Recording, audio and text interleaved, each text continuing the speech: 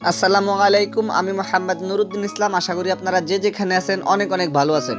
তো বন্ধুরা, আপনারা হয়তো ইতিমধ্যে জেনে গেছেন হুয়াই বা তাদের একদম এন্ট্রি বাজার সেগমেন্টে আরো একটি দুর্দান্ত স্মার্টফোন লঞ্চ করতে যাচ্ছে, আর সেটি হচ্ছে হুয়াই নোভা Y61 স্মার্টফোনটি। প্রথমত যদি ফোনটির হাইলাইটেড বিষয় নিয়ে কথা বলি, তাহলে লো বাজেট সেগমেন্টে এই ফোনটিতে ব্যবহার করা হয়েছে চমৎকার সুন্দর ডিজাইন, সুবিশাল মাপের একটি ব্যাটারি অ্যান্ড সেই সাথে থাকছে 50 মেগাপিক্সেলের ক্যামেরা। তো আজকের ভিডিওতে আপনাদেরকে জানাবো এই ফোনটির ফুল স্পেসিফিকেশন অ্যান্ড সেই সাথে জানাবো ফোনটির প্রাইস এবং এর লঞ্চিং ডেট নিয়ে। আর ভিডিওটি কন্টিনিউ করলে আপনারা আরো জানতে পারবেন বাজেট রেঞ্জে ফোনটিকে আমাদের জন্য ভ্যালু ফর মানি প্রোভাইড করছে, নাকি এই বাজেটে মার্কেটে আরো কোনো সেরা স্মার্টফোন বর্তমানে আছে। এই সকল প্রশ্নগুলোর উত্তর থাকবে আজকের এই ভিডিওতে, সুতরাং আমি আশা করবো আপনারা ভিডিওটি স্কিপ না করে পুরো ভিডিওটি মনোযোগ সহকারে দেখবেন। তো চলুন কথা না বাড়িয়ে মূল ভিডিওতে যাওয়া যাক।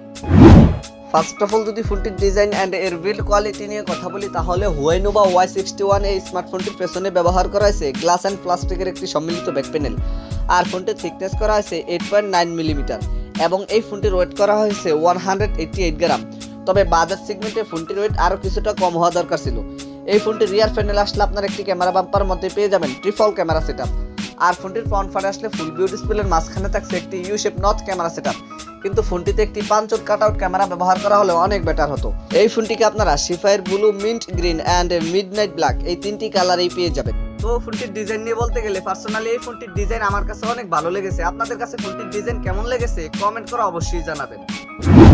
দেন সেকেন্ডলি যদি ফোনটির ডিসপ্লে নিয়ে কথা বলি, তাহলে এই ফোনটিতে ব্যবহার করেছে 6.52 ইঞ্চির একটি IPS LCD প্যানেলের ডিসপ্লে, যাতে থাকছে HD+ রেজুলেশন। তবে এই রকম বাজার সেগমেন্টের একটি ফোনে আমরা কখনোই HD+ রেজুলেশন আশা করতে পারি না, এতে অন্তত পক্ষে ফুল HD+ রেজুলেশন দেওয়া দরকার ছিল। আর এই ডিসপ্লেটিতে থাকছে 269 ppi ডেনসিটি। তবে ফোনটির ডিসপ্লেতে HD+ রেজুলেশন ব্যবহার করায় ফোনটির ডিসপ্লে দিয়ে যখন আপনারা কোনো কন্টেন্ট ওয়াচিং করবেন, তখন ফোনটির ডিসপ্লে থেকে কিছুটা রেজুলেশনের ঘাটতি ফেস করতে হতে পারে। এবারে যদি ফোনটির পারফরমেন্স নিয়ে কথা বলি, তাহলে এই ফোনটিতে রান করবে EMUI 12, আর চিপসেট হিসেবে ফোনটিতে ব্যবহার করা হয়েছে অক্টা কোরের একটি চিপসেট। ফোনটিকে আপনারা 464 অ্যান্ড 664 এই দুইটি ভেরিয়েন্টই পেয়ে যাবেন। তবে ফোনটিতে আলাদা কোনো ম্যাক্রোস ডিকাসোলেট ব্যবহার করা যাবে কিনা তা কিন্তু আমরা এখনো জানতে পারিনি। ফোনটির ক্যামেরা সেকশন নিয়ে কথা বলতে গেলে, এই ফোনটির রিয়ার প্যানেলে ব্যবহার করা হয়েছে ট্রিপল ক্যামেরা সেটআপ, যার মেইন সেন্সরটি 50 মেগাপিক্সেলের। সেকেন্ডারিতে থাকছে 2 মেগাপিক্সেলের একটি ম্যাক্রো এবং থার্ডে থাকছে 2 মেগাপিক্সেলের একটি ডেপথ সেন্সর ক্যামেরা। ফোনটির রিয়ার ক্যামেরা দিয়ে আপনারা সর্বোচ্চ ভিডিও শুট করতে পারবেন 1080p 30 fps রেজুলেশনে। তবে ফোনটির রিয়ার ক্যামেরা সেকশনে আপনারা কোনো ধরনের আলট্রা ওয়াইড সেন্সর পাচ্ছেন না, কিন্তু এইরকম বাজেট সেগমেন্টের একটি ফোন অন্ততপক্ষে 2 মেগাপিক্সেল অথবা 8 মেগাপিক্সেলের একটি আলট্রা ওয়াইড সেন্সর ব্যবহার করা অতীব জরুরি ছিল। আর সেলফি ক্যামেরা হিসেবে ফোনটিতে ব্যবহার করা হয়েছে 5 মেগাপিক্সেলের একটি ওয়াইড ক্যামেরা। ফোনটির সেলফি ক্যামেরা দিয়ে আপনারা সর্বোচ্চ ভিডিও শুট করতে পারবেন 1080p 30 fps রেজুলেশনে। এবারে যদি ফোনটির ব্যাটারি অ্যান্ড এর চার্জার নিয়ে কথা বলি, তাহলে এই ফোনটিতে ব্যবহার করেছে 5000 মিলিঅ্যাম্পের একটি সুবিশাল ব্যাটারির সাথে 22.5 ওয়াটের একটি ফাস্ট চার্জার।